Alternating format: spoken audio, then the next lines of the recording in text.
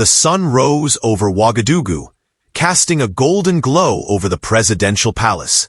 Captain Ibrahim Traoré, president of Burkina Faso, had just finished a meeting with his military advisors when one of his aides rushed into the room. "Mr. President, an urgent letter has just arrived. It bears the seal of the Élysée." Traoré frowned. A letter from France? Since the expulsion of French forces and the termination of military agreements, relations between the two countries had been strained. He took the envelope, opened it calmly, and began to read. The letter was clear.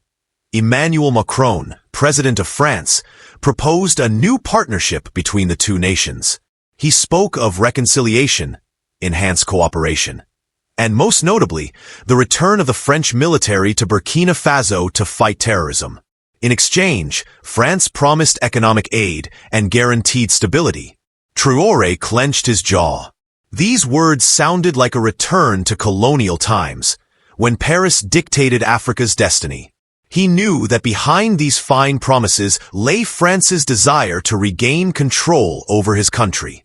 That night, Traoré summoned his most trusted allies, those who had fought by his side to free Burkina Faso from foreign influence.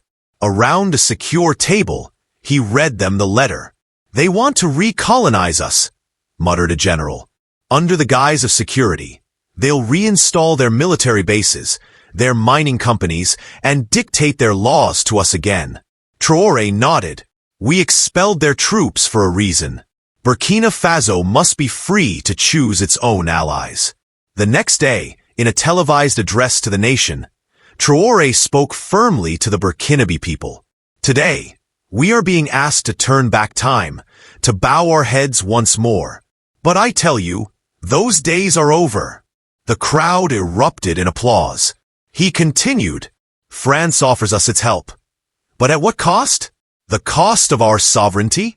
No, we reject this outstretched hand, which is nothing but a trap. We will build our future with partners who respect us, not with those who seek to dominate us." A few hours later, the Élysée responded. In a cold statement, Macron expressed his disappointment at Traoré's categorical refusal, insisting that France remained open to dialogue. But Traoré knew these were just words.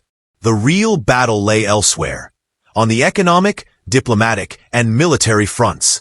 He turned to his allies, Russia, China, and other African nations, to strengthen Burkina Faso's independence. Months later, as Russian and Turkish investments helped modernize Burkina Faso's military, Traoré looked at a map of West Africa. Burkina Faso was no longer a pawn in France's game. He smiled.